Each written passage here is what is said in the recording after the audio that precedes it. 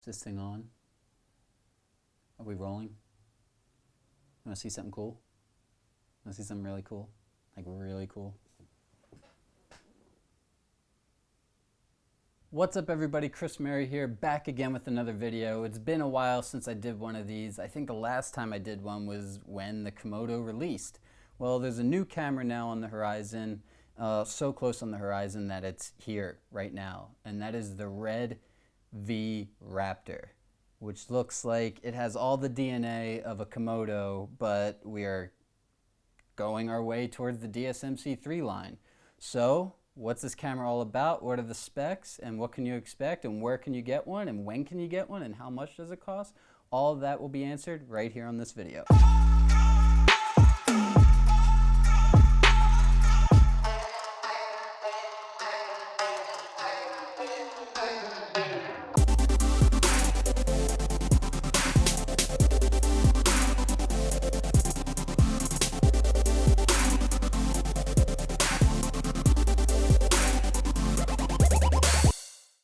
So the red V-Raptor DSMC3 camera has been announced and technically released today, September 1st, as I'm recording this. So Red Digital Cinema and Jared Land, the CEO of Red, is claiming that this new V-Raptor has the highest dynamic range and shadow performance of any other Red camera on the market to date, which is pretty impressive because we have the Gemini, which is like king of the shadows.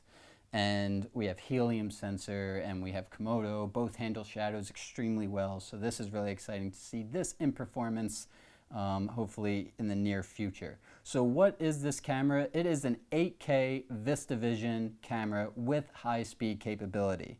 So we're talking a 35.4 megapixel CMOS sensor with a resolution therefore being 8192 by 4320. So VistaVision, where you're talking full frame, beautiful imagery coming out of a Red sensor with the option and ability to do 6K Super 35 if that VistaVision 8K is just overkill for your workflow. We're talking 17 plus stops of dynamic range. So you may be wondering, what type of mount is this camera using? So sticking with the Komodo, we have an RF mount built into the camera that is not interchangeable. It is a fixed RF mount, which adapts to EF, adapts to PL, adapts to many different mounting options. So there's no issue there, but this time, unlike the Komodo, which was just a standard RF, you put the lens in, you turn it, and it locks.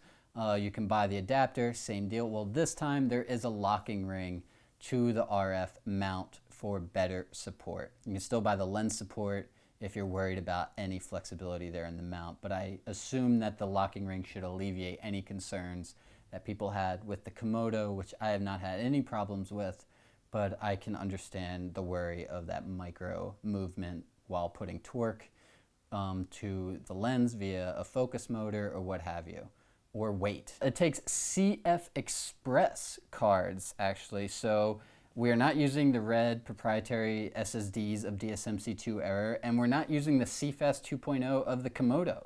We are going to the CF Express card, while third party, and there are many options, add that as like an other investment you need to do if you want to pair this with your Komodo or other DSMC2 products. Always changing, and nothing ever really stays the same with Red, does it? I mentioned high speed at 8K. So this camera is now capable of doing 120 frames a second at 8K 17:9 resolution, or 150 frames a second at 8K 2:4:1 resolution. Those that have the Komodo and have that fulfilling all their image needs in the 6K Super 35 department, but you're not getting the slow motion capabilities you need because it does not have good slow motion options. The Komodo does not have good slow motion options. It is not a slow motion camera.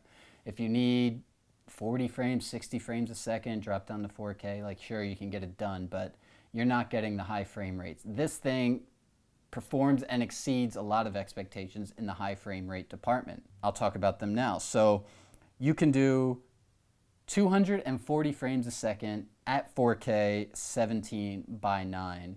So you have your 120 at 8K, you have 240 at 4K, and you have, this one's a little crazy. If you're willing to compromise and bring it down to 2K, which I understand. You're shooting on red, 2K is just not really going to happen. But you have the ability to shoot 600 frames a second at 2K. 2K is still great for web content and a lot of content, to be honest, but I understand you're in the red ecosystem. You want to be using 8K, 4K. We are cropping in on that sensor to be shooting at 2K. So there is that to consider, but 600 frames a second is extremely impressive at 2:4:1. We're sticking with the same old red code RAW, 16-bit RAW codec, R3D. For you to record at 8K 17:9 at 60 frames a second, you have full range of your compression ratios, HQ, MQ, and LQ. High quality, medium quality, low quality. I think they should rename that. This is a new system they adapted with the Komodo. They originally used to go by a ratio, so it would be 10:1, 8:1, 3:1, etc. Well, now they simplified it. There's 3, high, medium, low. That makes you think that medium isn't ideal. And medium's plenty for most applications, including cinematic big screen productions, but I get wanting to do HQ. Well, this is where you're limited. So at 60 frames at 8K, you can do the whole gamut of compression ratios for quality, but to get that 120 frames a second at 8K, you have to shoot in LQ. Like, that's the only option. 6K, 96 frames a second, that's at all qualities, MQ, HQ, LQ. You can do 160 frames at 6K, which is a lot, that's great. And that's at MQ and LQ. So most applications, you're gonna get this, the slow motion footage you need. And this camera is light, it's 4 pounds. That is not counting the body cap or the memory card in it, but 4-pound camera, so it's slightly bigger than the Komodo, but still really compact in comparison to the other red cameras such as DSMC1 and DSMC2. This is an integrated V-Lock for micro V-Lock batteries. Well, really any V-Lock batteries, let's be honest, but it is an integrated V-Lock. So I'm not sure if that is where the V comes from for the Raptor, but no gold mount option as of now. It is V-mount, that's what it is, and that's built into the camera. It is not changeable. So they're really adapting the V-mount ecosystem fully. They've kind of always sold their red proprietary modules, power modules as you will, and they have a partnership with Core, but I can see there being a gold mount option as well, but not as of now. So we have standard DC power input. We're still using the IPP2 image processing pipeline, so no change there for everyone that's comfortable with that. And then we have for you audio people, although let's be honest, we just use the internal audio for scratch.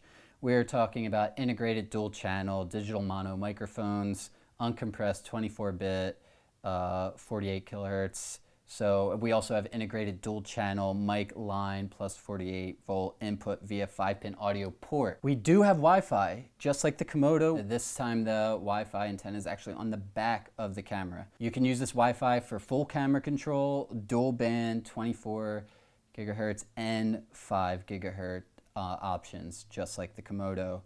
On the back, you have two 12G SDI ports. You have Genlock timecode in, GPIO, and control via the integrated 9-pin external port that is built into the camera on the back there. You have XLR audio and phantom power via adapters in the back. So you don't have the standard 1/8 mic jack. You have the option for XLR input via adapter. Wire control via USB-C or a USB-C to a gigabit Ethernet adapter. So this camera's coming with a lot of goodies that previous Reds did not without paid for modules, adapted modules. This camera is fully controllable by the Red Control app, just like the Komodo. So that is a pleasant feature to have in this higher tier camera. There's also been a lot of new accessories released with this camera. So the DSMC3 line is starting to trickle out. We already have accessories on the store as of today. And by we, I mean they at Red. I do not work for Red, but all this info is also on red.com, so be sure to check that out. The camera is on there, the accessories are on there, their YouTube has a little teaser showcasing the camera. I got a phone call and it went through the computer and I guess it booted the image off my screen, but that is the V-Raptor right there. on the background to show that it is taking tons of DNA from the Red Komodo while still having its own original differences that I'll talk about. So with all that being said, this is the newest release for Red. It is DSMC3. It does have tons of Komodo DNA. It looks like it pairs great with a Komodo in size and power and what the Komodo lacks. And this is an excellent A cam to have on set. That being said, it comes in at a price point of $24,500. That's right, $24,500 for this Red V-Raptor. And you can actually place an order today. It's right now on sale. Now this camera also has a starter pack option, which kind of gives you some needed accessories to help get you going. And that is going to be going for $29,579.99. So $29,580 essentially. And what does that include? It includes the Red V-Raptor. It comes with a new DSMC3 Red Touch 7-inch monitor. That's right, Red is back in the monitor game with help from Small HD. We'll talk more about that in a minute. It comes with a 660 gigabyte C-Fast Express card. You get a Red Volt Micro, which is Red's battery V-mounts that they're making alongside Core. So we see the Red brand really integrating with its third-party developers. So that's kind of cool to see them branching out to other companies that can maybe perform or deliver a higher quality product, since that's where their focus is, and Red can brand and partner with them to deliver quality accessories. We have the Red Compact Dual V-Lock Charger, which is a dual charger that is being made with Core SWX as well, previously of Switronix brand, Core Swix, SWX, Core SWX, or Core Swix. How would you say it? There's the V-Raptor Wing Grip, which is very similar to the Red Komodo grip, just one made specifically for the V-Raptor. And then it also comes with the external to timecode 3-foot cable, so you can get timecode jamming right there. So let's talk a little bit about the design, the flaws and the perks, what I think's good and what I think could use some work or is a little concerning, and the similarities of the other cameras. We'll get into this briefly. I know this video has been quite long enough, but it's a lot of info to cover. This camera has multiple record buttons, going back to the old designs of the DSMC series, unlike the Komodo, which just has the single red record button and then the record touchscreen. This one has a record button on the side and the front, which is very welcomed. I often find myself reaching for that front record button that does not exist on the Komodo, being used to the DSMC line myself. This time we've gone to a top exhaust with bottom side intakes on either side of the camera, and the whole top, no screen like the Komodo. It is just one big exhaust port. There is a side screen that's fully controllable on the side of the camera. Think of like a sidekick built in with menu control and a bunch of other buttons, which therefore kind of makes me think that they're programmable buttons. We have quarter 20s, two up top on the front of the camera. We have 8 quarters running across the bottom front of the camera.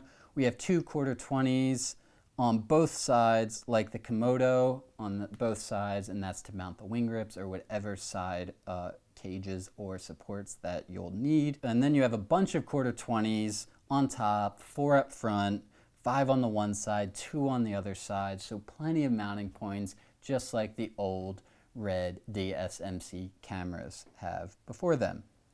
So the power button's a Komodo style on-off switch, just that little up, down, up, down. There's tons of DNA of this camera. You can just see it, of the Komodo, that they're like, okay, we have our DSMC line, and now we have the Komodo, and they're completely different in many categories, and now we're kind of like blending the two, mainly taking the Komodo DNA and then bringing in the good parts of DSMC and like placing them in this like already skeleton, it seems like, of a Komodo, but then a little bit of the Ranger too. There's so many different types of Red cameras in this one camera, which is bringing a whole new style.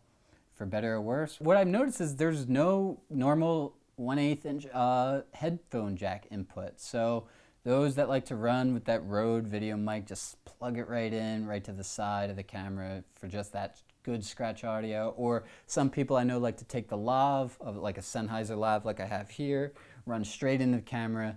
That doesn't seem to be on the body unless I'm missing it somewhere. So it seems like your options are just to get secondary sound, or you'd adapt to the XLR, which is higher quality audio sourced into the camera. The battery eject on the V-Lock seems like it's easily accessible, for better or worse. I worry that bumping that button is going to be a problem, but who knows, maybe it's not as easy as it looks. It just looks like it sticks out perfectly to the side, right in an area that's like prone to bumps and taps and boop, and then a battery comes off, and that's no good. But who am I to critique? I have not seen, held, touched, or used the camera yet. It's just from the eye, it seems like it's easily accessible, almost a little too easily. V mounts have been notorious for coming off, but I've never had an issue on this core adapter for the Komodo. I've yanked, I've tugged, I pulled, I shook, and that V mount isn't going anywhere.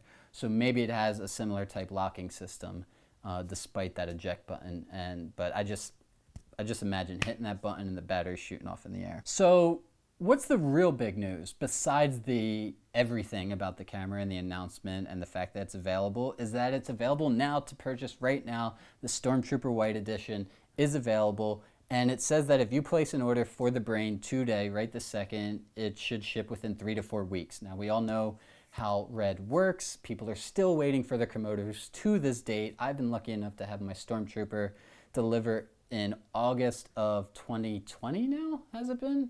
Wow, yeah. So I've had my Komodo for a year now, but people are still waiting on Komodos. That's still kind of like a fumble to get your hands on that camera. But right now it's saying 3 to 4 weeks you can have deliverability of the Red V-Raptor. Now, if you go to the starter pack, it just says add to cart. It does not say any wait times. I don't know if that means it's gonna ship right away or if that means it's gonna take an undetermined amount of time. That is up in the air, but it is available for you to purchase right now. I wouldn't be surprised if that's already gone while I'm making this video, but last I checked, since it's been released, that is the deal. So that's all we know so far right now about the Red V-Raptor that has just been released, the new entry line to the DSMC3 Red cinema style body cameras, sensors. We're moving forward. The Komodo was a hint at that, and despite everything with COVID and the release of a new camera, they did not stop there, and they kept pressing forward, and here we are. We have our slow motion camera that is up to date. Not that we needed another camera, but of course Red just keeps continuing to push the technological barrier in cinema cameras, and is doing so right now. So I'm gonna end this video because as I'm speaking, I think the live stream's starting about this camera, so I'm gonna go finish that. If there's anything new to add, I'm gonna add it in this video. Otherwise, I'm gonna drop this and maybe I'll update later. I have a feeling I covered most of it, but maybe there's more to learn as I see this live stream. So thank you so much for watching. I appreciate all the support and listening to me ramble on about this nerdy stuff. I'm happy to offer the information, and again, go to red.com to find out everything that I've told you and a little bit more in-depth details there for those that need it. I am a proud Komodo owner, and I love this camera, and I'm excited to see what this other camera has in store. And don't feel discouraged. This is not a Komodo killer. It does not replace the Komodo. This is another tool for your tool set. It is a more expensive camera. It is, I mean, how many people need 8K VistaVision? Really, it's a specific tool with a specific set of skills, and it is a great companion to the Komodo, but this does not take anything away from the Komodo. This is still a great camera. Do not gear chase to think the Komodo's dead, this is the new thing. It's not how it works. This is a new batch of cameras for a higher budget cinema family line of production. So with that in mind, this takes nothing away from the Komodo. This image is still great. I just shot a film that I just finished color grading that I can't wait for you to see on this, and you can see its technological achievements in that project, and I'm very proud of it, and it's some of my best looking work to date. So again, thank you. Stay tuned for more, and I appreciate the support. Keep creating.